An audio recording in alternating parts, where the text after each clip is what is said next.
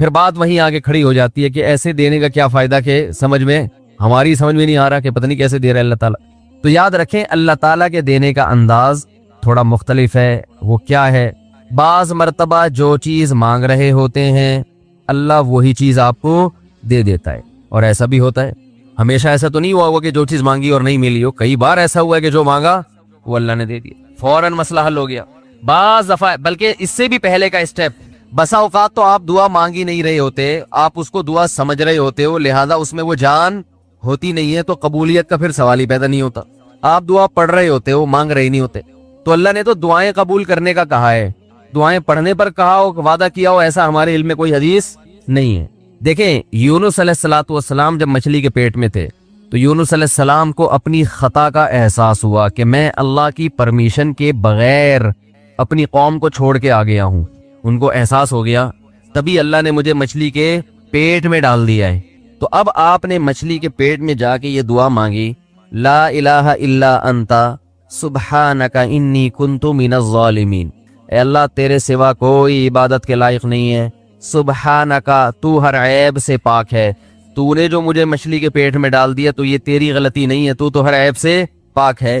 انی کنت من الظالمین, میں ہوں ظلم کرنے والا اپنی جان پہ, مجھ سے غلطی ہوئی ہے. اللہ تعالیٰ کو آپ کا یہ مانگنا اتنا پسند آیا کہ مچھلی کو حکم دیا کہ ان کو ساحل پر اگل دو. اور نہ صرف یہ کہ مچھلی نے آپ کو ساحل پہ ڈالا, وہ انبتنا علیہ شجرۃ من یقطین, یقطین کوئی درخت تھا وہ بھی اللہ نے اگا دیا دھوپ سے بچانے کے لیے. لیکن جب مصیبتوں میں ہم یہ کلمہ پڑھتے ہیں لا الہ الا انت سبحانک انی کنت من الظالمین, تو ہم یوسف علیہ السلام والے جذبے سے یہ کلمے میں جو الفاظ ہیں وہ مانگتے نہیں ہیں, بلکہ ہم یہ کلمہ پڑھتے ہیں. سمجھ رہے, پڑھنے کی بھی برکتیں ہوتی ہیں, میں اس کا منکر نہیں ہوں, لیکن ہمارے جو ورڈنگ ہوتی ہے نا وہ مانگنے کا اسٹائل نہیں ہوتا. ہم چھوٹے بچے تھے تو مسجد میں آیت کریمہ کا ورد ہوا کرتا تھا کہ بھائی حالات خراب ہیں, آج کل امام صاحب اسپیکر پہ اعلان کر کے بلاتے تھے, آ جاؤ بھائی آیت کریمہ کا ورد ہوگا, لا الہ الا انت سبحانک انی کنت من الظالمین, 5 لاکھ دفعہ پڑھا جائے گا. تو ہم مسجد میں آتے, وہ مسجد میں دانے رکھ, ہم تو آتے تھے, اس کے بعد جلیبیاں بھی ملتی تھی, بڑی گرم گرم ٹائٹ جلیبیاں ہوتی تھی. اب تک وہ مزہ نہیں آیا جلیبی میں.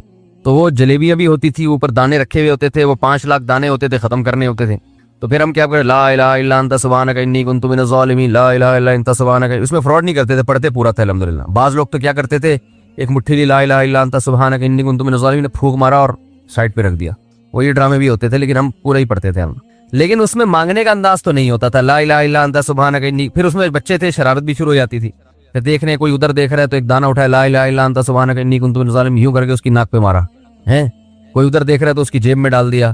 تو یہ دعا مانگی جا رہی ہے, یہ تو پڑھی جا رہی ہے, ایک فارمیلٹی ہے کہ 5 لاکھ پورے کرنے ہیں, اس کے بعد جلیبی کھانا ہے اور نکلنا ہے. تو آج بھی ایسا ہی ہو رہا ہے. امام صاحب دعا مانگتے ہیں, لوگ کہتے ہیں یار چلو جب نماز پڑھ لی, 4 رکعتیں پڑھ لی, سلام بھی پھیر لیا, تو اس میں کیا جا رہا ہے, یہ بھی پورا ہی کر لو. ایسا ہی ہوتا ہے نا, یہ بھی پورا ہی کر لو, آمین آمین کہہ لیں گے. امام صاحب ڈرائیور ہیں, ہم پیچھے مقتدی ہیں, تو جہاں اتاریں گے وہیں اتریں گے ہم لوگ, پہلے تو نہیں اتر سکتے. تو یہ ایک لوگوں کے ذہن میں تصور ہے. نبی صلی اللہ علیہ وسلم نے فرمایا اللہ ظاہر قلب کے ساتھ دعا کی طرف توجہ نہیں دیتے. ظاہر قلب کا مطلب آپ کا دل حاضر نہیں ہو, کچھ اور سوچ رہے ہو, اور ادھر سے آپ نے ویسے ہی ایک فارمیلٹی پوری کرنے کے لیے. اللہ کہتے ہیں کہ جب تو مانگنے میں مخلص نہیں ہے تو میں تجھے کیوں دوں. تو مانگنے میں ہی مخلص نہیں ہے.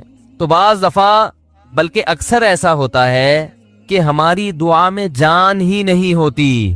آدم علیہ السلام کو جب جنت سے نکالا گیا تو پریشان تھے, بے چین تھے, مضطرب سے, میں کیا کروں کہ اللہ مجھ سے خوش ہو جائے. اس بے چینی میں الفاظ نہیں آ رہے سمجھ میں. فَتَلَقَّى آدَمُ مِن رَبِّهِ كَلِمَاتٍ, اللہ فرماتے ہیں اللہ نے آدم کے دل میں کلمات ڈال دیے ان کی بے چینی کو دیکھ کر کے, اس طرح سے مجھے مانگو. جب انسان اخلاص کے ساتھ دعا مانگتا ہے تو الفاظ کا القاء کہاں سے ہوتا ہے, اللہ کی طرف سے وہ القاء ہونا شروع ہوتا ہے. اللہ کہتے ہیں اس طرح سے مانگ. حضرت حکیم اختر صاحب رحمہ اللہ تعالیٰ نے ایک واقعہ بیان کیا, فرمایا کہ ایک شخص نے حرم میں, انہوں نے دیکھا یا کسی اور بزرگ نے دیکھا کہ حرم میں ایک شخص اللہ سے دعا مانگ رہا ہے گناہوں کی معافی کے لیے, اور اللہ سے کہہ رہا ہے کہ اے اللہ اگر تو میرے گناہ معاف کر دے گا تو بھی خوش ہوگا, اور تیرے حبیب محمد صلی اللہ علیہ وسلم بھی خوش ہوں گے کہ ایک آدمی کی بخشش ہو رہی ہے, اور تیرا یہ بندہ بھی خوش ہو جائے گا. اور اگر معاف نہیں کرے گا تو بھی خوش نہیں ہوگا, کیونکہ اللہ کو جہنم میں ڈال کے خوشی تو ہوتی نہیں ہے بندوں کو. اور تیرے حبیب محمد صلی اللہ علیہ وسلم کو پتہ چلے گا, وہ بھی خوش نہیں ہوں گے, اور میں بھی خوش نہیں ہوں گا. شیطان خوش ہوگا جو تیرا دشمن ہے. اب خود سوچ لے, تو اپنے دشمنوں کو خوش کرنا چاہتا ہے, یہ اتنے سارے ہیں بھائی, اتنے سارے دوست ہیں تیرے, उनको नाराज करके तो खुश किसको कर रहा है? अपने तो जो तेरा भी दुश्मन है, मेरा भी दुश्मन, और तेरे हबीब मोहम्मद सल्लल्लाहु अलैहि वसल्लम का भी दुश्मन है। तो देखो कैसे अल्फाज हैं उसके। तो ऐसा कि बज़ाहिर बख्शिश के अलावा का ऑप्शन छोड़ा ही नहीं। क्या क्या ख्याल है? हज्जाज इब्न यूसुफ बड़ा जालिम था, बड़ा जालिम। मौत का जब वक्त आया थे, ये लोग ईमान वाले, चाहे जालिम थे, बदअमल थे, लेकिन अल्लाह पर ईमान बहरहाल रखते थे। उनको पता था कि मैं गलत कर रहा हूँ।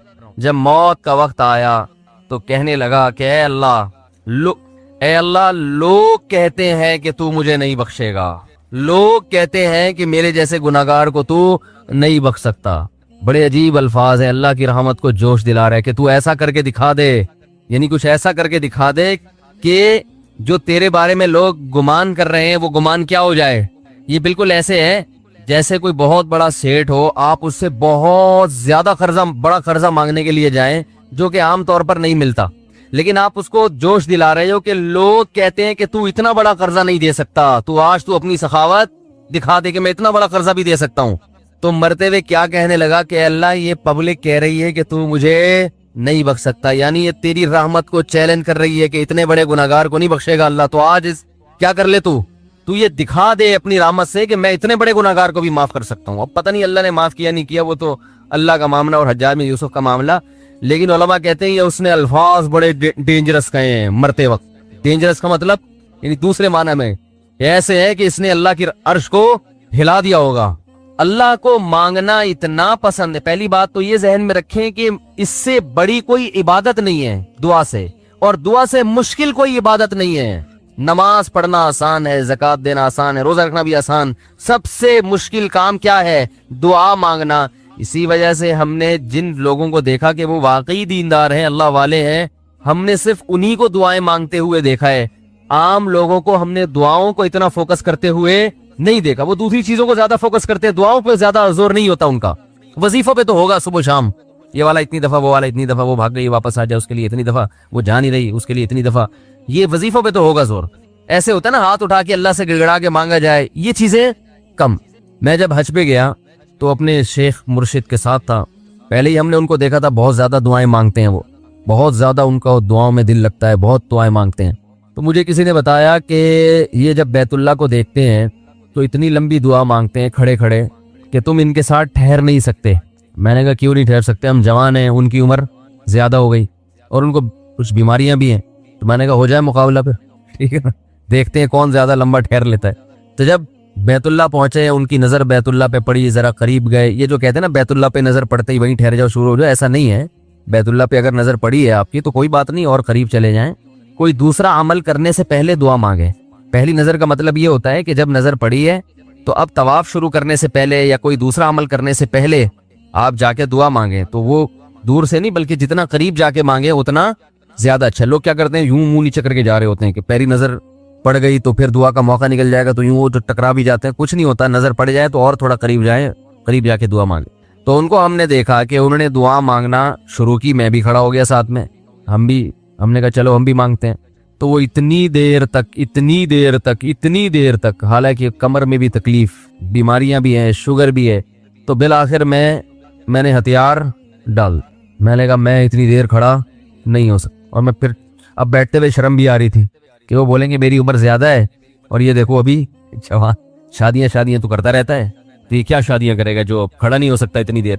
तो वो इतनी देर हो गई तो मैं बैठ गया वाकई। तो कई ऐसे हमारे अकाबिर गुजरे हैं, बुजुर्ग गुजरे हैं, 1-1 घंटा, 2-2 घंटा, 3-3 घंटा मरकज में, तबलीगी मरकज में किसी ने बताया कि एक बुजुर्ग को मैंने देखा सुबह इशराक के वक्त दुआ मांगना शुरू की है और जोहर की नमाज में उठे।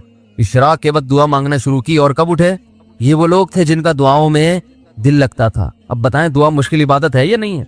हजरत उमर रजी अल्लाह ताला अन्हु का कौल है, फरमाते हैं कि मुझे इस बात की परवाह नहीं होती कि मेरी दुआ कबूल हो रही है कि नहीं हो रही, मुझे इसकी फिक्र रहती है कि दुआ मांगने की तौफीक मिल रही है कि नहीं मिल रही। क्योंकि अल्लाह जब नाराज होता है ना किसी से, मांगने की तौफीक छीन लेता है अल्लाह ताला। और मांगने की तौफीक दी हुई, इसका मतलब अगर नाराज है भी तो इतना ज्यादा नहीं है, थोड़ा बहुत है, वो तलाफी चाहता है कि आप कर लो। मांगने की तौफीक मिलना इसकी अलामत है कि अल्लाह अगर नाराज भी है तो बहुत ज्यादा नहीं रूठा हुआ, बल्कि उसने सॉरी का ऑप्शन दिया हुआ है कि चलो मांग के अपना मना लो, मुझे किसी भी तरीके से राजी कर लो। دعا کا اس قدر فائدہ ہوتا ہے انسان کو, اس قدر فائدہ ہوتا ہے, آپ مانگنا شروع کریں, زندگی چینج ہونا شروع ہو جائے گی, آپ کی زندگی میں تبدیلی آنا شروع ہو جائے گی.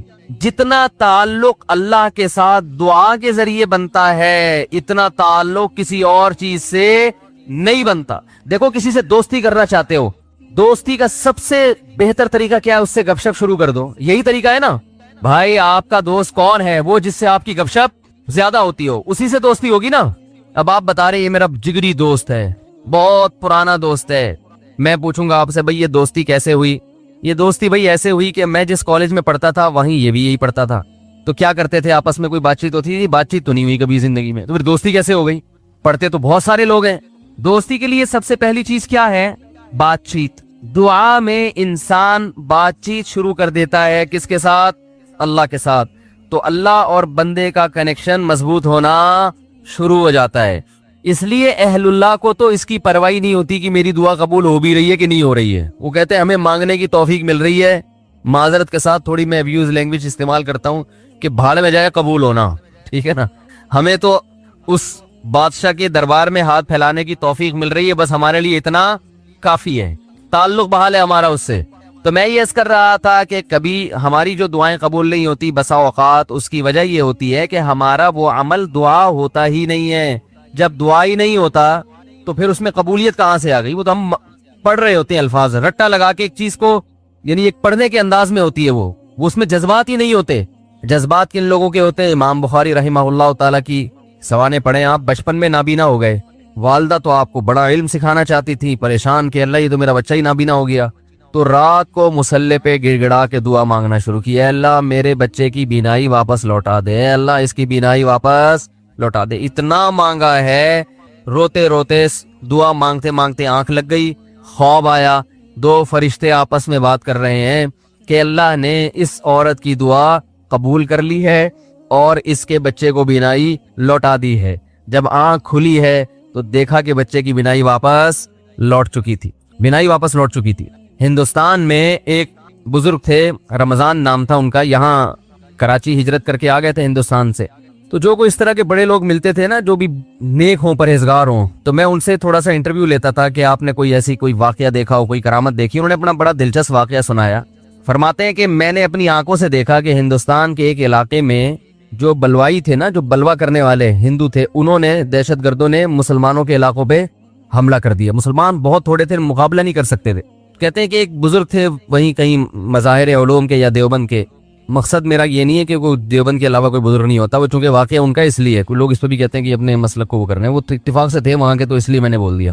تو وہ مکان کی چھت پہ کھڑے ہو گئے اور اللہ سے دعا مانگنے لگے. بہت گڑ گڑا کے دعا مانگی انہوں نے کہ اللہ ان لوگوں کے شر سے ہمیں بچا لے. تو یہ جو واقعہ سنانے والے تھے نا, انہوں نے مجھے خود بتایا, کہتے میں نے اپنی آنکھوں سے دیکھا کہ گھوڑوں پہ آسمان سے فرشتے نازل ہو رہے ہیں اور ان کے ہاتھ میں بڑی بڑی راڈیں ہیں, گزن ہیں, اور وہ زمین پہ نازل ہو کر انہوں نے ان بلوائیوں کے خلاف حملہ کر دیا, مارا ان کو. میں نے جب یہ واقعہ ایک دفعہ بیان کیا تو یوٹیوب پہ جب یہ واقعہ گیا تو اس علاقے کے جو مسلمان تھے ان کے کمنٹس آئے کہ یہ واقعہ یہاں پر ہوا ہے اور اس گاؤں میں ہوا ہے. اگر اسلام میں صرف یہی حکام ہوتے نا, غریبوں کو کھانا کھلاؤ, بیواؤں کی مدد کرو, پھر غلامی کہاں سے ثابت ہوتی؟ یہ کیسے پتہ چلتا یہ اللہ کو مان کے کر رہا ہے, یہ اللہ کی مانے بغیر اپنے جذبے سے. اللہ نے علامت بتا دی کہ کچھ حکام ایسے دوں گا, پیسہ بڑا خرچ ہوگا, محنت بہت ہوگی, آؤٹ پٹ بظاہر کچھ بھی نہیں ہوگا اس کا, وہ ہے قربانی ہے. تو میں وہ مثال دے رہا تھا, قربانی ہے, حج ہے, اور بہت سارے احکام ہیں. تو میں یہی سمجھا رہا تھا کہ آپ بل گیٹس کو یہ کہیں کہ 100 دفعہ صبح پڑھا کرو لا الہ الا اللہ وحدہ لا شریک لہ لہ الملک ولہ الحمد یحیی و یمیت, کہ وہی اللہ ہے جو زندگی دیتا ہے, وہی اللہ ہے جو موت دیتا ہے. ڈاروین کو نکالو اپنی کھوپڑی سے, وَهُوَ عَلَى كُلِّ شَيْءٍ قَدِيرٌ, اور وہ ہر چیز پر قدرت رکھتا ہے. کامیابی کے اسباب میں ناکام کر دے, ناکامی کے اسباب میں کامیاب. کیونکہ سائنسدان یہ بات بھی نہیں مانتے, کہتے ہیں آپ کے پاس اگر اسباب کامیابی کے ہیں تو سکسیس آپ کا مقدر ہے. کہتے ہیں نا اسٹرگل. آج کل تو موٹیویشنل اسپیکر ایک نمبر کے بہت سارے, سب نہیں, ایک وہ ہوتے ہیں اسٹرگل. میں جو یہاں تک پہنچے اسٹرگل کی وجہ سے پہنچ, محنت کی ہے. آپ بھی محنت کریں. کیا ہوگا بھائی محنت کر کے؟ کہیں یہ دیکھو نا اتنے کامیاب لوگ, ان کو بتایا کرو, ہم بہت سارے جانتے ہیں محنت کی اور کچھ بھی نہیں ملا, دھیلا بھی نہیں ہاتھ آیا. وہ کہتے ہیں یار ہم سے تو وہ وسیم گولے کرنے والا اچھا ہے. ٹھیک ہے نا, ایک دن اسکول پڑھا اس نے کچھ بھی نہیں ہو اور آج امریکہ کا ویزا لگ گیا اس کا. بعض دفعہ آپ نے کچھ بھی پاکستان میں تو یہ صبح شام نظر آ رہا ہے, کچھ بھی محنت نہیں کی, نمبر آپ کے 100 مل گیا, اس کا پرچہ غلطی سے اس کے نمبر ادھر چلے گئے, اس کے نمبر تو ہوتا رہتا ہے. موٹیویشن کہاں گئی؟ تیل لینے. تو آپ بل گیٹس کو بولیں کہ وَهُوَ عَلَىٰ كُلِّ شَيْءٍ قدیر, یہ 100 دفعہ صبح پڑھا کرو. بل گیٹس بہت اچھا ہے, ساری دنیا کہتی ہے, ہم بھی کہتے ہیں دنیا کے لحاظ سے بہرحال اچھا ہے, بڑے کہتے ہیں اسپتال بنائے ہیں اس نے. تو بل گیٹس, اللہ کہتا ہے نہیں اچھا نہیں. اب میں اس کو بتا رہا ہوں, اللہ کیوں نہیں مان رہا؟ اللہ کہتے ہیں اگر یہ ایمان پر مرا تو بہت اچھا ہے, ایمان کے بغیر مرا اللہ کہتے ہیں اچھا نہیں. کیوں اچھا نہیں ہے؟ اس کی وجہ یہ ہے کہ آپ بل گیٹس سے کہیں تم 100 دفعہ صبح اللہ کی اس طرح سے حمد و ثنا کرو. بل گیٹس کہے گا اس سے لوگوں کو کیا فائدہ ہوگا؟ مجھے وہ کام بتاؤ جس سے میری ذات کو کوئی فائدہ ہو, یا گوگل کا سافٹ ویئر مزید اپڈیٹ ہو جائیں, یہی ہے نا, یا کوئی اس سے میرے جراثیم مر جائیں گے, یا کووڈ دنیا سے ختم ہو جائے گا, یا کچھ نہیں مجھے روحانی سکون ملے گا, کچھ بھی ہو. ہم کہیں گے نہیں اس سے اللہ خوش ہوگا, تو وہ مان لے گا آپ کی بات؟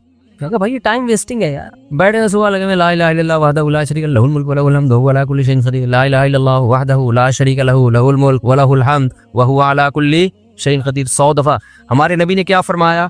جو یہ تسبیح صبح 100 دفعہ پڑھے گا, اتنی نیکیاں اپنے اعمال میں جمع کرے گا کہ اس سے زیادہ نیکیاں اس دن وہی کر سکتا ہے جو اس سے بھی زیادہ دفعہ پڑھ لے. کیوں؟ اس میں آپ اپنے آپ کو بنانے والے کا غلام شو کر رہے ہو, اور اپنی زبان سے اس کی وہ تعریفیں کر رہے ہو کہ دنیا میں کسی کے پاس ان تعریفوں کا ٹائم نہیں ہے. دنیا میں آپ کو عمران خان کی تعریفیں کرنے والے بھی ملیں گے, اور دنیا میں آپ کو مسلم لیگ کی تعریف کرنے والے بھی ملیں گے, دنیا میں آپ کو سائنسدانوں کی تعریف کرنے والے بھی ملیں گے, دنیا میں آپ کو فنکاروں اداکاروں کی تعریف کرنے والے بھی ملیں گے, دنیا میں آپ کو گلوکاروں کی آوازوں کی تعریف کرنے والے ملیں گے, دنیا میں آپ کو کھلاڑیوں کی تعریف کرنے والے ملیں گے, کیا کھیلتا ہے یار, کیا آخری بال پہ چھکے مارتا ہے. دنیا میں آپ کو باڈی بلڈروں کی تعریف کرنے والے بھی ملیں گے, یار کیا خوبصورت اسپیڈ بریکر بنائے ہوئے ہیں اس نے اپنی باڈی میں, ہیں بھائی. اور دنیا میں آپ کو فزیکل جو فٹنس کا بڑا خیال کرتے ہیں اور بڑے فٹ ہو جاتے ہیں, ان کا بھی یار اس کی تو کمر ہی مارکیٹ سے کیا ہو گئی ہے, شارٹ ہو گئی ہے. ایک صاحب اتنی کمر پتلی کرنے میں لگے ہوئے, میں نے کہا یار ناڑا باندھنے کی جگہ چھوڑ دینا, اتنی ٹینشن نہ لو کہ پتہ چلا ناڑا باندھنے کی جگہ ہی نہیں مل رہی, زاربند باندھنے کی جگہ ہی نہیں مل رہی. تو ہر آدمی پر نا ایک خبت سوار ہو جاتا ہے. میں تو دیکھا ہے ہمارے یہاں نا, ہر آدمی پہ جو باڈی بلڈر بن رہا ہے تو ایک صاحب کو میں نے دیکھا 3 گھنٹے جم میں نا ٹنٹ پیل رہے ہیں, اور ایسے میں نے کہا بس کیوں کر رہے ہو یار, یہ جسم بنانا تو کوئی کام نہیں ہوا نا, بنایا جاتا ہے صحت اچھی ہو جائے, آگے کام تو کوئی اور ہے. یہی اسی کو کام بنا لیا, اسی کو کیا بنا لیا, کام بنا لیا. تو خیر وہ تو ایک الگ ٹاپک ہے. تو ہر ایک کی تعریف ہو رہی ہے, اللہ کی تعریف کرنے والے مارکیٹ میں کیا ہیں, شارٹ ہے, وہ نہیں ہے, دل ہی نہیں لگتا. اب آپ کہنا یار یہ تسبیح صبح لے کے بیٹھ جاؤ, یہ بورنگ کام لگتا ہے یار بیٹھے میں, لا الہ الا اللہ وحدہ لا شریک لہ لہ الملک. ہم تو بچپن میں چھوٹے بچے تھے نا, تو جب ہماری مسجد میں آیت کریمہ کا ورد ہوتا تھا, مولوی صاحب اعلان کرتے تھے کراچی کے حالات بہت خراب ہیں, 1.25 لاکھ دفعہ پتہ نہیں 5 لاکھ دفعہ یہ تسبیح پڑھنی ہے, لا الہ الا اللہ لا الہ الا انت سبحانک انی کنت من الظالمین. تمام محلے کے حضرات سے گزارش ہے مسجد میں آ جائیں. اور اس کے بعد بہترین گرم جلیبیاں ملتی تھی, بڑی گرم. آپ گرم جلیبی کھاؤ نا, بھوک بھی لگ رہی ہے, بڑا مزہ آتا ہے.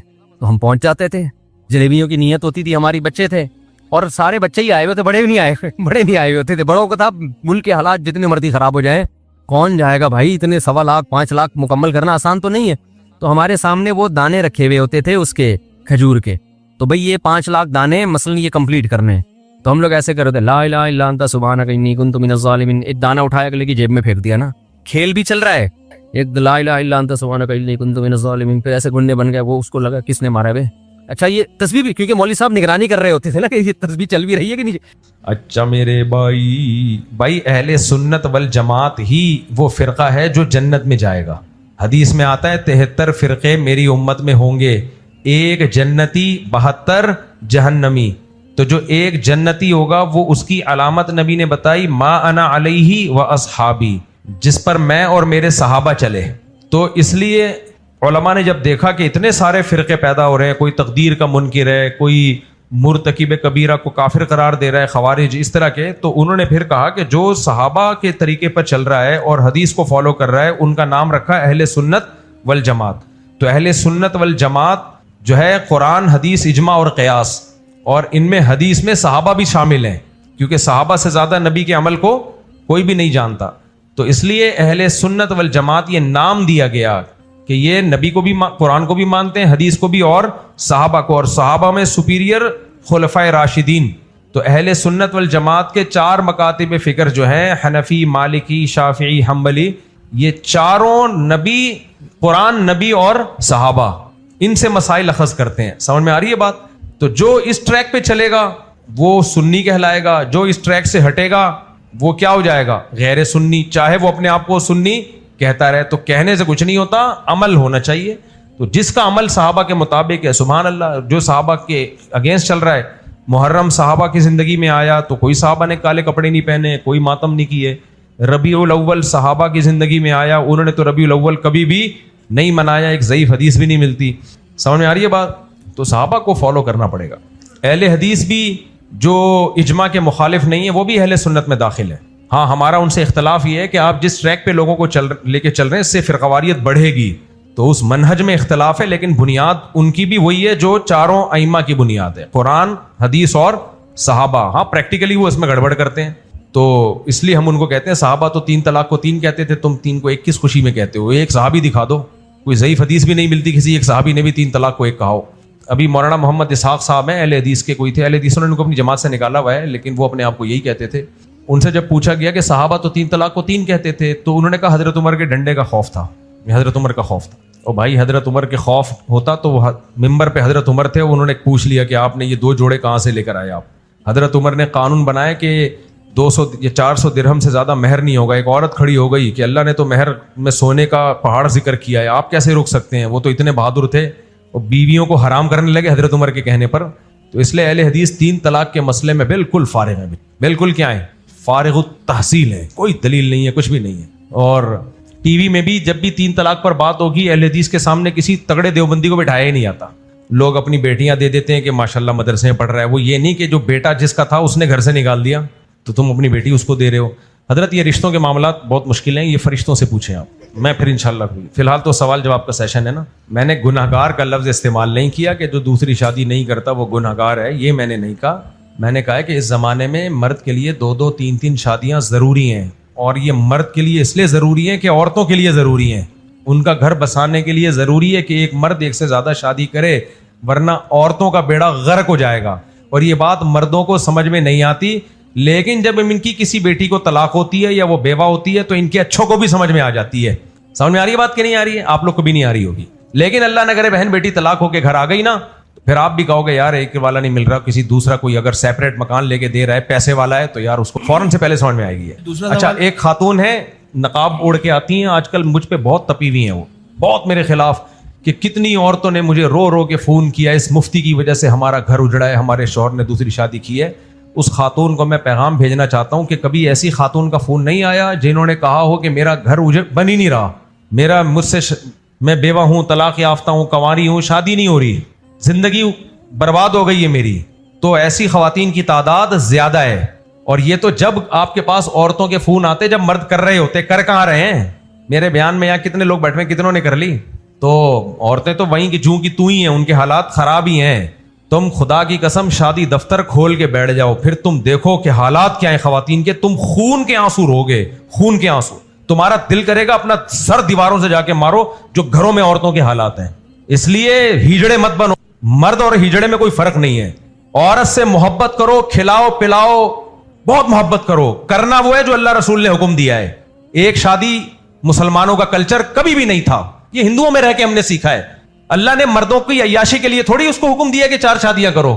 اللہ کو پتا تھا کہ عورت پیدا ہوگی, مرد بھی پیدا ہوں گے, اگر یہ 2-2, 3-3 نہیں کریں گے, اتنی عورتوں کے لیے نکاح کے قابل مرد ہی نہیں ہے. اسلام نے ایسے تھوڑی ایویں حکم دے دیا, ایک بیٹھے بیٹھے بس ایک آرڈر لگا دیا کہ جی یہ کرو. ایسا نہیں ہوتا اسلام. یہ اسلام ہے, یہ اللہ کا دین ہے, یہ کسی مولوی کا بنایا ہوا, کسی مذہبی پنڈت کا بنایا ہوا دین نہیں ہے. یہ نبی نے 9 شادیاں ایک ٹائم پہ رکھی ہیں, جبکہ گھر میں فاقے چل رہے ہیں, 40 دن چولہا نہیں جلتا, اور 9 بیویاں رکھی ہوئی ہیں. اور قرآن کہہ رہا ہے تمہارے لیے پیغمبر کی زندگی میں نمونہ ہے, ہر چیز میں نمونہ ہے. نبی نے تہجد پڑھی, ہمارے لیے تہجد سنت. نبی نے عاشورہ کا روزہ رکھا, ہمارے لیے عاشورہ کا روزہ سنت. نبی نے 9 شادیاں کی, تو 9 زیادہ بیویاں رکھنا بھی, ہمیں 4 سے زیادہ کی اجازت نہیں ہے, زیادہ بیویاں رکھنا بھی نبی کا طریقہ ہے. ہاں, خواتین یہ کہتی ہیں پہلے تہجد والی سنت تو زندہ کر لو, ساری 4 شادیوں میں ساری سنتیں آ رہی ہیں, پہلے تہجد والی تو کر لو. تو ان خاتون کو یہ کہا جائے گا, سمجھیں گی نہیں لیکن آپ ٹرائی کریں, ان کو یوں سمجھائیں اتنا اہم ٹاپک چل رہا ہے, اتنا اگریسو, لوگ ہو گئے ابھی جذبات میں آ گئے ہیں لوگ, اور ایک دم بلڈ سرکولیشن بڑھ گیا, بی پی ہائی ہو گیا لوگوں کا, اور آپ نے بیچ میں سارا ٹیمپو توڑ دیا لوگوں کا. یار آپ کو موقع دوں گا, پہلے اپنی بات کمپلیٹ کریں. خواتین یہ کہتی ہیں پہلے تہجد والی سنت زندہ کر لی, یہ کہتی ہیں نا. دیکھو شریعت کے احکام 2 طرح کے ہوتے ہیں, بلکہ 3 طرح کے ہوتے ہیں. اس کو پکڑو ذرا, آج میں تمیز سے سمجھا ہی دوں, آج میں سمجھا کے چھوڑوں گا. 3 طرح کے شریعت نے ہمیں احکام دیے. ایک کو کہا جاتا ہے خالص عبادت, جیسے نماز ہے, روزہ ہے, زکوٰۃ ہے, حج ہے, یہ خالصتاً کیا ہے؟ عبادت. دوسرا ہوتا ہے خالصتاً معاملات, وہ بھی شریعت کا حکم ہے, جیسے تجارت ہے, تجارت کے حکام حدیثوں میں بھی ہیں, فقہ کی کتابوں میں بھی ہیں. اجارہ ہے کہ رینٹ پہ کوئی چیز دینا, کتاب الاجارہ کے نام سے فقہ میں باب ہوتا ہے. اجارہ کے احکامات ہوتے ہیں, شریعت میں بھی ہے. اجارے کی مثالیں قرآن میں بھی ہمیں ملتی ہیں. ان کو کیا کہا جاتا ہے؟ خالصتاً معاملات. میاں بیوی کے معاملات ہیں, ایک دوسرے کے حقوق ادا کرنے ہیں, یہ بھی کیا ہے؟ معاملات. سمجھ میں آ رہی ہے بات؟ تیسری چیز ہوتی ہے عبادت بھی ہے, معاملہ بھی ہے, دونوں کا مجموعہ ہے. اس کو فقہ کی اصطلاح میں کہتے ہیں من وجہن عبادت ہے اور من وجہن معاملہ. یعنی اس رخ سے دیکھو گے تو لگے گا کہ یہ 2 بندوں کے درمیان ایک معاملہ ہے, اس کا عبادت سے تعلق نہیں ہے. اس رخ سے دیکھو گے تو لگے گا کہ یہ 2 بندوں کے درمیان عبادت کا ایک معاملہ ہے, یعنی اللہ کی عبادت ہو رہی ہے معاملہ کر کے. آئی بات سمجھ میں؟ اب سمجھو بات. آپ کی بیوی نے آپ سے کہا کہ نبی کریم صلی اللہ علیہ وسلم گھر میں جب آتے تھے مسکراتے چہرے کے ساتھ آتے تھے, یہ نبی کی سنت ہے. آپ جواب میں بیگم سے کہیں تم تہجد والی سنت تم نے پڑھ لی ہے, جو مجھے تم نبی کی بیوی اپنی زوجہ کے ساتھ خوش اخلاقی والی سنتیں سکھا رہی ہو. نبی تو تہجد بھی پڑھتے تھے نا, لہذا میں تو چنگیز خان کی طرح ہی آؤں گا اور ہلاکو خان کی طرح واپس جاؤں گا.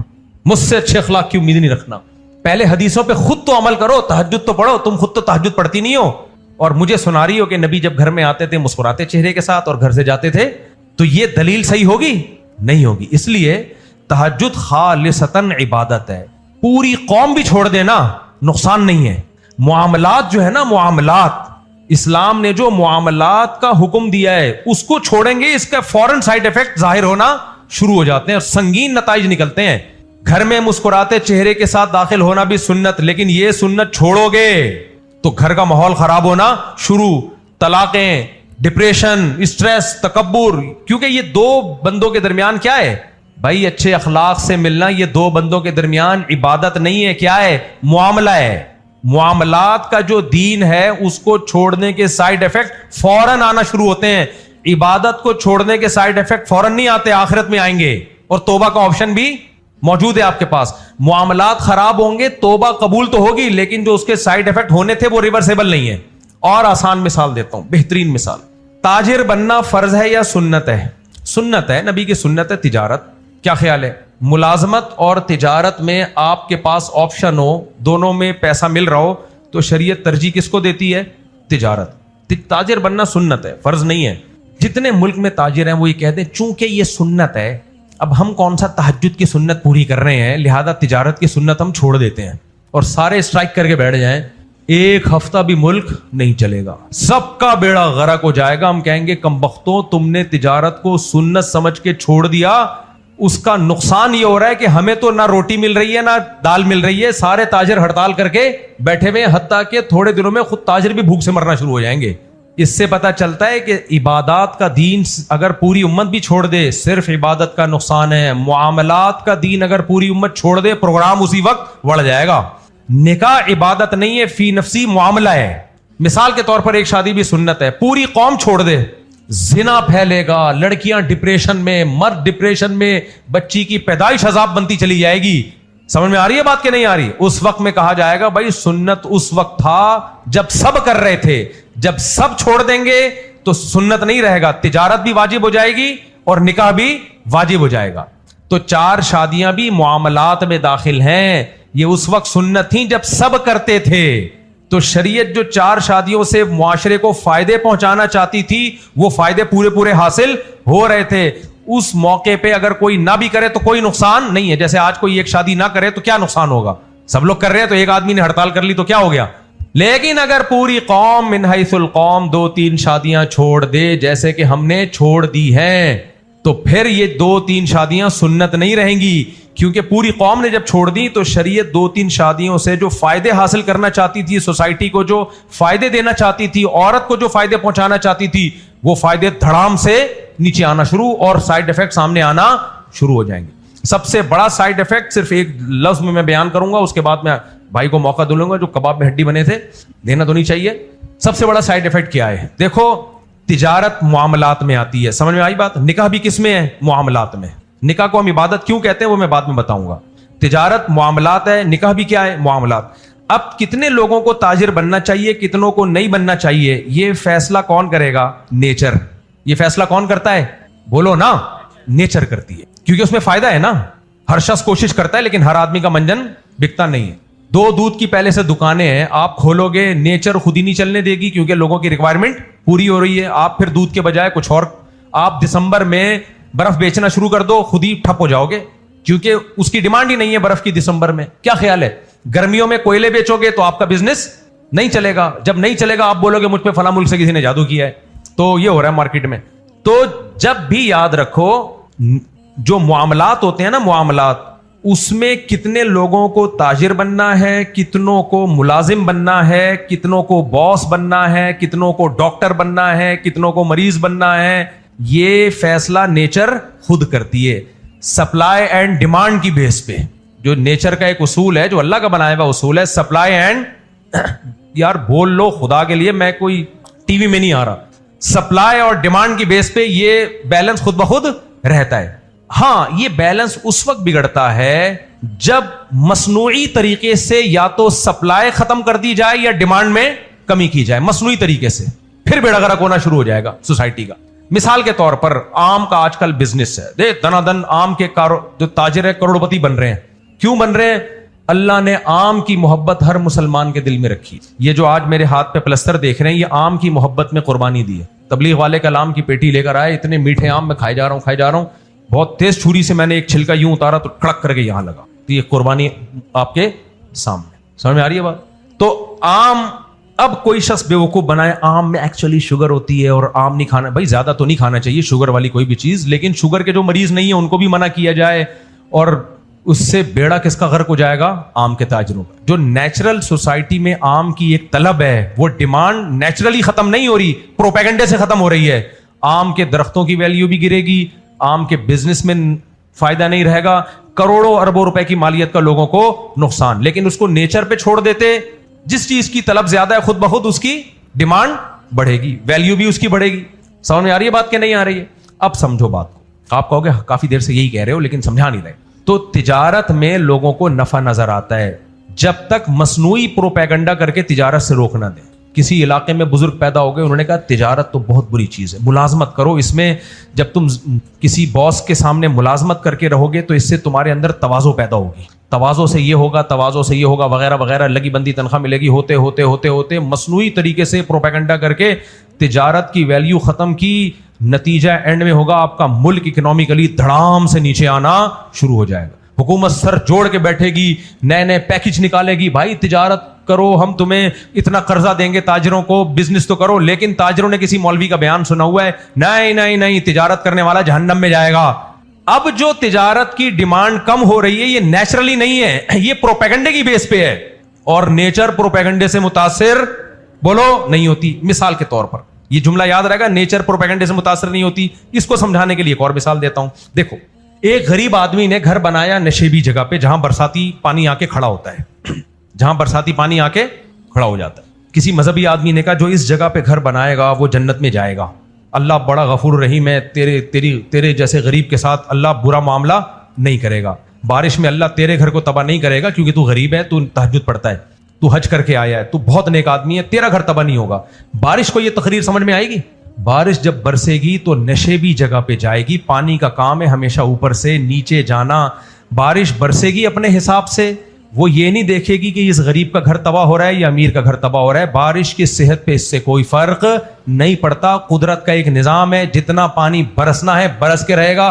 میں اور آپ پہلے سے انتظام کرتے ہیں کہ بھائی یہاں پانی جمع ہوگا, یہاں نہیں, ادھر جاؤ, ادھر رہے, ادھر گٹر کا ڈھکن کھلا ہوگا. نیچرل ہے, کراچی میں سب چیزیں کیا ہیں؟ نیچرل ہیں. تو ہم خود اپنی کیئر کرتے ہیں.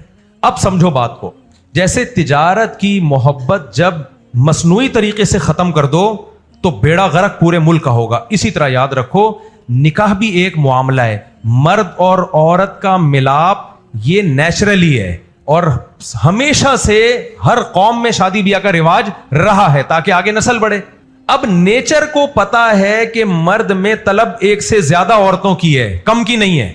ये नेचर को मालूम है, चाहे मुझे और आपको मालूम हो या ना हो, नेचर को मालूम है। नेचर ने औरतें उसी हिसाब से पैदा की हैं जिस हिसाब से मर्द हैं। अगरचे ग्रोथ रेशो बराबर है, लेकिन नेचर को पता है मौत का रेशो मर्दों में ज्यादा नहीं बल्कि बहुत ज्यादा है। नेचर को यह बात मालूम है कि लड़का लड़की जब पैदा होते हैं तो लड़कों का जो इम्यून सिस्टम है वो कमजोर होता है लड़कियों से, यानी बचपन में डेथ रेशो लड़कों में लड़कियों की निस्बत ज्यादा है। ग्रोथ रेशो बराबर होगा, लेकिन मरेंगे कौन बचपन में? लड़के। तो जिन लड़कियों के लिए लड़के निकाह करने के काबिल थे, उनका सोसाइटी में रेशो थोड़ा सा क्या हो गया, तवज्जो है कि नहीं है, थोड़ा सा रेशो क्या हो गया, कम। फिर बालिग होने के बाद मेहनत मजदूरी के काम, मैदान जंग में लड़ना, कोयले की कानगिरी, 100 मजदूर दब के हलाक, ये सारे हादसाती जो वाकयात होंगे, आपस के झगड़े, बंदा खवातीन एक दूसरे को कत्ल के केसेस ना होने के बराबर होते हैं। मर्दों में तो दुश्मनियां ही कत्ल की होती हैं, टारगेट किलिंग से बंदा मार दिया, क्योंकि मर्द मुजाहमत करता है डाकू के सामने, औरतें नहीं करती हैं। तो हादसाती जो अमवात हैं उनमें मर्दों में मौत का रेशो औरतों से ज्यादा नहीं बल्कि बहुत ज्यादा है। तो निकाह के काबिल जो मर्द थे औरतों के मुकाबले में पैदा हुए थे, उनकी तादाद देखो, मैं भी इंसान हूं, मेरे इतना खोपड़ी तुम पे सर करो, मेरी शादियां हो चुकी हैं, मुझे इस तकरीर से कोई फायदा नहीं है। तुम्हारे कबाब में हड्डी बनाना छोड़ूंगा नहीं, बता रहा हूं मैं। अच्छा, तो वो जो तादाद थी और क्या हो गई, बोलो, कम हो गई, और कम हो गई। अब क्या होगा, इनमें बेवा भी होंगी बहुत सारी, जवानी में बेवा हुई। बाइकों पे कितने, अब्बासी शहीद हॉस्पिटल चले जाओ तुम, बाइकों पे आने वाले मर्द देख लो खाली। मैं तो ऐसे भी केसेस जानता हूं, बाइक पे दूल्हा शादी हॉल जा रहा है तैयार होके, W11 ने कुचल दिया उसको, मजदा ने कुचल दिया उसको। ये सारे हादसात आदमियों के साथ हैं। तीसरी बात, जो मर्द बाकी बचे हैं, बेरोजगार होना औरत के लिए कोई ऐब नहीं है, क्योंकि उसने खाना है, खिलाना नहीं है। खिलाना किसकी जिम्मेदारी है? मर्द की। बेरोजगारी मर्द में ऐब है। कितने मर्द बेरोजगार हैं या नहीं है? वो निकाह के काबिल हैं? है भाई? नहीं है वो निकाह के काबिल, तो और कम हो जाते हैं। फिर बहुत से मर्द बाहर चले जाते हैं, वो अंग्रेजों से शादियां कर रहे हैं। आप यहां की किसी लड़की को भेज सकते हो वहां किसी जैपनीज से चिंग पोंग से शादी करने के लिए? वो कहे अब्बा क्या किया मेरे साथ? मैंने कहा यार वो वहां मैं गोरों को मैंने देखा काली औरतों से शादी कर रहे हैं, बिल्कुल स्याह फाम औरत की शादी हो रही है, बिल्कुल व्हाइट कलर के गोरे के साथ, और बिल्कुल स्याह कलर के अंग्रेज की शादी हो रही है बिल्कुल व्हाइट कलर की गोरी के साथ। मैंने कनाडा में पूछा, मैंने कहा यार ये कैसे? उन्होंने कहा बच्चे दूध पत्ती पैदा होते हैं। मैंने कहा यार ये तो बड़ा यूनिक ये मामला है। उन्होंने कहा बस यूनिक इसलिए कि बच्चे क्या पैदा होते हैं। मैंने उनसे पूछा बच्चे बाप पे जाते हैं या माँ पे? उन्होंने कहा दूध पत्ती बच्चे पैदा होते हैं। खैर ये तो बीच में एक ऐसी बात आ गई आपकी जनरल नॉलेज के लिए। खैर, तो वो जो बाहर चले जाते हैं, यहां निकाह कौन करेगा उन औरतों से? अच्छा, ये बातें लोगों को अभी मेरी ऊट पटांग लग रही हैं, अपने घर में भुगतते हैं, आते हैं फिर हमारे पास, मेरी बेटी की उम्र 35 साल हो गई, कोई ढंग का रिश्ता ही नहीं है। ढंग का क्यों बोल रहे हैं? रिश्ते हैं 8वीं पास, मैट्रिक पास, लड़की के जोड़ के रिश्ते या तो बाहर चले गए हैं या वो एक्सीडेंटल मौत में मर गए हैं। तो जिनको मिल गए उन्होंने तो निपटा दिया, जिनको नहीं मिले तो डॉक्टर लड़की को 8वीं का भगोड़ा, और PhD लड़की को 7वीं पास, और PhD को अगर PhD मिल भी रहा है तो वो पैसे खिला के वाला PhD मिल रहा है। तो कहां चलेगी मेरे भाई? और जब मर्द घर का सरबरा होता है तो सरबरा आपसे मर्तबे में नीचे होता है या ऊपर होता है? ऊपर। शरीयत का भी हुक्म है लड़की की शादी उसके जोड़ में हो, या तो उससे ऊंचा या उसके लेवल का, उससे नीचे नहीं हो सकती, नाजायज है, इस्लाम ने मना किया इससे। उसको सरबरा कैसे मानेगी अपना? अब इस्लाम के उसूल के मुताबिक डॉक्टर लड़की की शादी 8वीं पास से हो सकती है? नहीं हो सकती, लेकिन उलमा ये मसला नहीं बताते। उलमा कहते हैं हो सकती है, उनको पता है ये नहीं की तो 8वीं पास भी नहीं मिलेगा, बल्कि लोगों को तरगीब देते हैं एक्चुअली सिर्फ दीन देखो, एक्चुअली लड़का नशा ना करता। ना ना ना ना, शरीयत में ऐसा नहीं है। कुफू इस्लाम का हुक्म है। फुकाहा ने पूरी पूरी किताबुल कफा पे चारों इमामों ने किताबें लिखी हैं। लड़का नसब में भी लड़की के लेवल का हो, हसब में भी उसके लेवल का हो। अगर लड़की किसी ब्रिगेडियर की या किसी ऑफिसर की बेटी है तो वो किसी चपड़ासी की बेटी से शादी नहीं कर सकती, बेटे से शादी नहीं कर सकता। ये नहीं कि चपड़ासी बुरा है, हो सकता है वो चपड़ासी जन्नतुल फिरदौस में ये ब्रिगेडियर लटका हुआ हो, लेकिन दुनिया का एक उसूल है कि इंसान मेंटेलिटी जब तक उससे नहीं मिलती तो मियां बीवी का रिश्ता चल नहीं सकता। ये तो एक ऐसा उसूल है कि कुरान और सुन्नत ना भी हो तो अकल कहती है कि भाई ये होना चाहिए, तभी तो लोग रिश्ते में देख रहे होते हैं हमारे जोड़ का भी है या नहीं है। ایک صاحب مجھے کہنے لگے نہیں ہم تو صرف دین دیکھتے ہیں. میں نے کہا ٹھیک ہے, تو 18ویں گریڈ کا آفیسر بن جا اور تیرے ٹماٹر والے کو اپنی بیٹی دے دے, اس لیے کہ نماز پڑھتا تھا. نہیں دے گا وہ کبھی بھی, وہ کہے گا بھائی میری بیٹی کے جوڑ کا نہیں ہے, وہ نہیں لیول نہیں ملے گا. تو یہ ایک اصول ہے, تبھی ڈیفنس والے ڈیفنس میں شادی کرتے ہیں, اورنگی ٹاؤن والے اورنگی ٹاؤن میں کرتے ہیں, ناظم آباد والے ناظم آباد یا اس لیول کے لوگوں میں کرتے ہیں. یہ نہیں ہوتا کہ جناب جی گندے نالے سے جھگی پہ بندہ اٹھے اور ایک دم بادشاہ سلامت کی بیٹی کو وہ پیغام بھیج دے, وہاں سے چماٹ پڑے گا ٹائٹ قسم کا کہ جی میں رائل فیملی کی کسی لڑکی سے شادی کروں گا, تو یہ غلط ہو جائے گا. تو اب سمجھو بات کو کہ جو کفو لڑکے ہیں ان کی تعداد ان لڑکیوں کے مقابلے میں اور کم ہو جاتی, اور پریکٹیکلی نظر بھی آ رہا ہے, بھگت رہے ہوتے ہیں. ایسی صورت میں خدا کی قسم کوئی بولتا ہے نا کہ صرف ایک شادی کرو اور یہ تقریر سنی بھی ہو, تو وہ واجب الچماٹ ہے یا نہیں ہے؟ اس کا مطلب باقی ساری لڑکیوں کے بم سے اڑا دو. انگریز نے اس کا حل تلاش کیا. جب یورپ میں 2-3 شادیوں پہ پابندی لگی تو انہوں نے, وہ بہت احتجاج ہوئے, وہاں عورتوں نے احتجاج کیا ہمارا بیڑا غرق ہو رہا ہے, تو انہوں نے پہلی شادی کو بھی ختم کر دیا. یہ انہوں نے حل تلاش کیا کہ شادی بیاہ کے چکر میں تاکہ جو میرڈ لڑکی ہے وہ ان میرڈ لڑکی پہ دھونس نہ جمائے. میرے پاس کتاب میں ریفرنسز ہیں انگریزوں کے کہ ان کے کلچر میں جب یہ شادیاں وادیاں ختم ہوئی ہیں نا, تو یہ لڑکیاں جو میرڈ تھی وہ ان میرڈ کو بہت ستاتی تھیں, بڑے فخر کرتی تھیں کیونکہ ان کے یہاں بہت زیادہ لڑکیاں ان میرڈ. تو انہوں نے تو بوائے فرینڈ گرل فرینڈ کا سیٹ اپ لا کے پورا پروگرام ہی کیا کر دیا, اڑ گیا, اور نسل اب گرنا شروع ہو گئی, اور جاپان میں چپلی کباب کے ہوٹل کھلنا شروع ہو گئے. ان کا تو یہ حل تھا, یہ حل نہیں ہے, یہ تو نسلوں کو ختم کر دیا آپ. اسلام میں پہلے سے حل موجود ہے بھائی, 2-2 3-3 4-4 شادیاں کرو. اللہ نے ان عورتوں کو تمہارے لیے پیدا کیا اور تم میں طلب بھی زیادہ عورتوں کی رکھی ہے, تو زیادہ کرو. ہاں جس کا عدل کا پروگرام ہی نہیں ہے, جس کا ارادہ ہی ایک دوسری کو لٹکا کے چھوڑ دے گا, وہ نہیں کرو بھائی, کیونکہ بہت سارے لوگ کرنے والے ہیں, پھر ان کے لیے چھوڑ دو. ان سے وہی کرے گا جو ان کے حقوق ادا کرے گا. اب جو حقوق ادا کر سکتا ہے وہ بھی نہیں کر رہا, جو نہیں کر سکتا ہے وہ بھی نہیں کر رہا, بلکہ جو نہیں کر سکتا ہے وہ کر رہا ہے, کیونکہ اس نے تو حقوق ہی ادا نہیں کرنے, اس نے تو کر کے چھوڑ دینی ہے. سمجھدار لوگ نہیں کر رہے, ان کو سمجھ میں ہی نہیں آ رہا. یہ وہ کیا کرتے ہیں, بیگم کے آنسو دیکھتے ہیں, سسرال کی دھمکیاں دیکھتے ہیں تو رک جاتے ہیں. بھائی جان, ہمارا سسرال اگر ہمیں جمعے کی نماز پڑھنے سے روکے گا, رک جاؤ گے؟ آپ کی بیگم بولے نا تہجد کی سنت زندہ کر لیے, آپ بولو نہیں کیے, لیکن اگر میرا ارادہ ہوا نا تہجد پڑھو, میرا سالہ مجھے روک نہیں سکے گا, میرا باپ بھی پڑھ کے دکھائے گا. صحیح ہے نا؟ اصل مثال یہ ہونی چاہیے. وہ کہے گی کہ باقی 5 نمازیں پڑھ لی ہیں, نہیں پڑھتا, لیکن بیگم جس دن پڑھنے کا موڈ ہوا تمہارے ابا روک کے تو دکھائیں, تم بھی روک کے دکھاؤ. ہاں میں خود ہی نہیں پڑھ رہا, میرے میں ہمت نہیں ہے یا سستی ہے, تو کوئی دوسری شادی نہیں کر رہا, اس کو پتا ہے بڑے بکھیڑے ہوتے ہیں, نہ کرے بھائی, وہ جانے اس میں کتنی استطاعت ہے, وہ خود جانے. لیکن یہ باتیں میرے سامنے دلائل ولائل چھوڑ دو کہ میری بیگم رو رہی تھی, میرے سسر یوں تھے, میرے فلانا یوں تھے, میرے یوں ہو گیا, میں اس کے آنسو نہیں دیکھ سکتا. تو ان عورتوں کے آنسو دیکھو جو بیچاری, میں جب یہ رشتے تلاش کرتا تھا نا, اب تو میں جاتا نہیں ہوں, میں نے ایسے ایسے گھروں میں گیا ہوں, واللہ دماغ سر دل چاہتا تھا دیواروں سے پھاڑوں کہ یہ علماء کو ہو کیا گیا, یہ دیکھ کیوں نہیں رہی ہے سب کچھ. ایک باپ مجھے اپنے گھر لے کر گیا, اسی محلے کا, میں لوکیشن نہیں بتاؤں گا کسی کا راز فاش نہ ہو, 200 گز کا گھر ان کا, کھاتی پیتی فیملی, باپ بوڑھا ہو گیا, بھائی تو باہر ملک چلے گئے, ایک جوان بیٹی ہے جو طلاق یافتہ ہو کے گھر آئی ہوئی ہے, کباڑ کی طرح پورا جہیز ایک کمرے میں جمع کیا ہوا ہے, کباڑ کی طرح 10 سال سے لے کے ڈالا ہوا ہے, شادی نہیں ہو رہی اس کی. اس باپ کو یہ خطرہ نہیں ہے کہ وہ کرے میں مرنے والا ہوں, میری جوان بیٹی کا ہوگا کیا؟ کوئی حل ہے کسی عالم مفتی بزرگ, یا یہ میرا جسم میری مرضی والی عورتوں کے پاس اس جیسی عورت کا؟ آپ کا ہوتا ہے ایک شادی والے کریں, نہیں کر رہے نا, کر رہے ہوتے تو یہ حالات نہ ہوتے. تو ایسے موقع پہ جو یہ حالات دیکھ رہا ہے اس کی ذمہ داری نہیں ہے کہ وہ دوسری کر لے اس سے. دیکھو 4 آدمی ہیں ڈائیور ڈوبنے والوں کو بچانے کے لیے, اور ڈوبنے والے بھی کتنے ہیں, ادھر توجہ کرو, 4, ہر کی ذمہ داری ایک ایک کو بچائے. لیکن اگر یہ والا نہیں بچا رہا تو آپ پہ 2 کی ذمہ داری آ جائے گی, نہیں آ جائے گی؟ اور اگر تینوں نالائق ہیں, کم بخت, ذمہ داری پوری نہیں کر رہے, تو آپ یہ سوچ کے نہیں کہو گے کہ چونکہ تینوں نہیں کر رہے لہذا میں صرف ایک کو بچاؤں گا. آپ ان 4 کو بچاؤ گے, آپ 4 کو بچاؤ گے. یار یہ تو نالائق ہیں, ان کو گالیاں بعد میں دے دوں گا, لیکن انسانوں کو میں تڑپتا ہوا نہیں دیکھ سکتا. مرد اگر پہلی دوسری تیسری نہیں کر رہے, عورتوں کو ہم تڑپتا نہیں دیکھ سکتے, ہم کریں گے.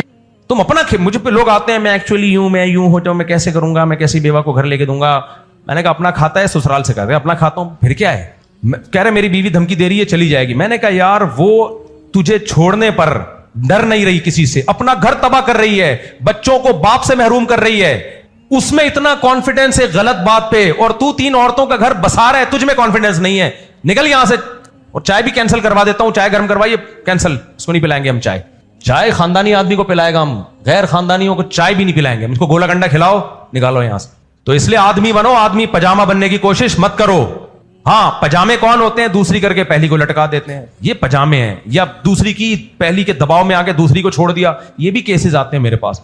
दो कर ली, अब कांपता हुआ आ रहा है, मुझे फिर गुस्सा आता है, तू जब हीजड़ा है, आदमी नहीं है तो की क्यों है तूने? यही मैंने निकाह पढ़ाए हैं लोगों के। एक आदमी आया जी, 10 साल से रिलेशन में किसी खातून के, दूसरी बीवी बनाने के चक्कर में 10 साल से उल्लू बनाएगा उसको। वो ले आई मेरे पास, निकाह पढ़वा मुफ्ती साहब से। मैंने कहा चल भाई, पसीने छूटना शुरू, बार बार वुजू कर रहा है, इधर ही का वाकया है।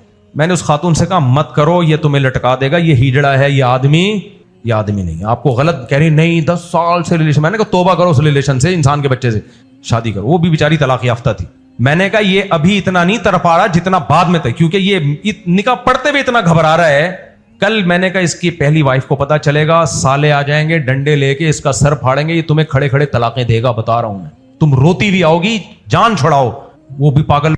तो वो नहीं जी मुझे पढ़ाना है। फिर मैं पढ़ाने लगूं तो उसकी कांपे टांगना शुरू हो जाए। मैंने कहा तुझसे नहीं होगा कालिया, ये तेरा काम नहीं। मैंने नहीं पढ़ाया, मैंने कहा मैं नहीं पढ़ा रहा। तो दूसरी शादी पहले समझो ये क्यों है। ये मेरे और आपके अय्याशी के लिए नहीं है, ये औरत को सहारा देने के। इसमें अय्याशी कम है, जिम्मेदारियां ज्यादा नहीं बल्कि बहुत ज्यादा हैं। ज्यादा नहीं है बल्कि बहुत ज्यादा है। इसमें झगड़े भी हैं सोकनों के, कोई बात नहीं। हमारे मजहब ने जब तरगीब दी तो हम जब पूरी जून जुलाई में गर्मियों के 1 महीने के रोजे रख सकते हैं। अल्लाह की राह में अगर लड़ने का हुक्म दिया जाए, असलहा उठा के लड़ो अल्लाह की राह में, लड़ता है मुसलमान के नहीं लड़ता, हालांकि जान भी जाती है, कैद होने का भी खतरा होता है। भाई ये कर सकते हैं तो शादियां क्यों नहीं कर सकते? कोई बात नहीं, लड़ेंगे बैठ के, कोई बात।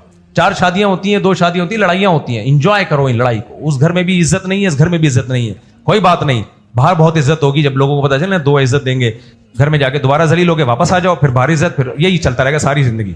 इंजॉय करो इसको। तो इसलिए हमने अल्लाह रसूल के हुक्म को फॉलो करना है। हम नमाज भी इसलिए पढ़ते हैं। और ये तो मैं सिर्फ एक पहलू दिखा रहा हूं, लड़ाइयों का, बेइज्जतियों का और जो सुकून तबाह होता है, इसका एक दूसरा पहलू भी है। दुनिया में खुदा की कसम बीवी से ज्यादा शोहर से मोहब्बत कोई भी नहीं करता। आपको मोहब्बत करने वाली बीवी मिलेगी। वो जो आपसे लड़ रही है ना, वो मोहब्बत में ही लड़ रही है, सही है ना। अम्मी आयशा रजी अल्लाह ताला अन्हा नबी के साथ सफर में थी। हमारे नबी हजरत सौदा की डोली में जाके बैठ गए। अम्मी आयशा कहती है मैंने अपना पाँव बाहर निकाला कि बिच्छू काट ले मुझे इतनी तकलीफ हुई कि उधर क्यों बैठे हैं। तो ये मोहब्बत भी कब मिलती है हजरत। बस बात को मैं समेट के खत्म कर रहा हूं। तो ये जो इस्लाम ने 2-3 शादियों का कहा है, ये मेरे और आपकी अय्याशी के लिए नहीं, ये किसके फायदे के लिए? औरत के फायदे के लिए। मर्द अगर नहीं करेंगे तो औरत का बेड़ा गर्क होगा। इसलिए करो, बेवा औरतों से भी, तलाक याफ्ता से भी, घर अलग अलग लेके दो उनको। हिम्मत करो, तवक्कुल करो। जिल्लत है तो जिल्लत में अय्याशी करो इज्जत है तो इज्जत हम अल्लाह के लिए। और इसमें जब अल्लाह के मर्जी पे कोई काम करता है तो सुकून होता है, उसको ज़मीर मुतमईन होता है। इस सिलसिले में हाजिर हुआ था। बाकी देखो, जो 2 शादियां करके पहली को या दूसरी को लटका दिया, उसमें उस बंदे का कसूर होता है, क्योंकि समझदार लोग नहीं कर रहे। पढ़े लिखे लोग करें ना, चार्टर्ड अकाउंटेंट है जिस CA किया हुआ है वो करें, डॉक्टर करें, बैंकों के डायरेक्टर करें, PhD स्कॉलर करें, यूनिवर्सिटियों के प्रोफेसर करें। कर कौन रहा है? जो मस्जिद से चप्पल चोरी करते हुए पकड़ा गया था वो कर रहा होता है। आमिल लोग कर रहे हैं, जिन चुड़ैल भूत भगाने वाले, वो लड़कियों को पटाते हैं और शादियां कर रहे होते हैं। तो जब ये लोग करेंगे, नालायक नाअहल लोग, तो फिर तो यही हालात होंगे ना। नहीं, खर्चा बांध के भिखारियों की तरह मिलता है, बीवी को इज्जत के साथ खिलाता है इंसान। खर्चा तो ज़कात सदके में बांधा जाता है। आप चाहते हो कि आपकी बेटी का कोई भीख में सदका खर्चा बांध दे? आप चाहोगे मेरा दामाद हो जो मेरी बेटी को बीवी बना के खिलाए। अलबत्ता ये याद रखो, दूसरी शादी से पहली बीवी को तकलीफ होना नेचुरल है। इसलिए ये दलाइल बीवी को मत सुनाया करो जाके, जो मेरे वाले दलाइल। बीवी को तकलीफ होगी तो उसकी तकलीफ पे सब्र करना है, बस चंगेज खान नहीं बनना है। ओए तू काफिर हो गई है, तू इस्लाम से खारिज हो गई है, मैंने तो सुन्नत की बात की है और तूने रोना गिलास तोड़ना शुरू कर दिए, दायरा इस्लाम से तू क्या है? खारिज। और वाजिबुल कत्ल, तेरे भाई जो तुझे सपोर्ट कर रहे हैं वो सब दायरा इस्लाम से। ये फतवे नहीं चलेंगे, ये नहीं होता। उसको तकलीफ होना, बकरे को हुक्म दिया हमें कहा जा रहा है कुर्बानी के बकरे को काटो, बकरे को नहीं कहा जा रहा आके लेट जाया करे हमारे सामने। तो जब आप दूसरी शादी करते हैं, पहली बीवी को तकलीफ थोड़ी नहीं बहुत से भी ज्यादा होती है, ये नेचुरल है। तो इसको सब्र तहम्मुल से काबू पाएंगे तो हो जाएगा। 6-7 महीने में हालात नॉर्मल हो जाएंगे। जज्बातीपन दिखाने की कोशिश की तो और ज्यादा बिगड़ जाएंगे। तो जज्बाती से नहीं चलता ये काम, दलाइल से नहीं चलता। आपने उसको और मोहब्बत देनी है, पहली वाली को इतनी मोहब्बत देनी है वो कहे कि दूसरी के बाद ये मुझसे पहले से भी ज्यादा अच्छा हो गया है। ये सब कुछ करना पड़ेगा। बहुत नेक साले मिल गए जो कह रहे हैं कि कर लो, लेकिन हुकूक یہ بالکل صحیح کہہ رہے ہیں. سالے کو چاہیے بہنوئی جب دوسری شادی کر رہا ہو اور بہنوئی آ کے سالے سے پوچھے میں کر لوں, تو کہے بھائی کرنا نہ کرنا تیرا کام ہے, ہم ترغیب نہیں دیں گے, ہم نے اپنی بہن کے حقوق دیکھنے ہیں, اس کے حقوق میں کوتاہی ہوئی تیری گردن توڑ دیں گے ہم. اس کو اور پکا کرو, کیونکہ وہ جا کے نا شادی کر کے دوسری کی چرنوں میں بیٹھ جائے گا, ورنہ اللہ کے خوف سے آج کل حقوق پورے نہیں ہوتے, سالوں اور سسر کے خوف سے ہوتے ہیں. تو اس کو دھمکی لگا دو کہ اس کے حقوق ضائع نہیں ہونے چاہیے, اس کے حقوق میں گڑبڑ ہوئی تو ہم نہیں چھوڑیں گے تمہیں. بہت اچھا سالہ ہے, ایسا سالہ اگلے جمعے بیان میں لے کر آئیں. اس کو تھوڑا لوگ جانوروں کو کھانا کھلاتے ہیں, یقیناً جانور کو کھانا کھلانا صدقہ ہے.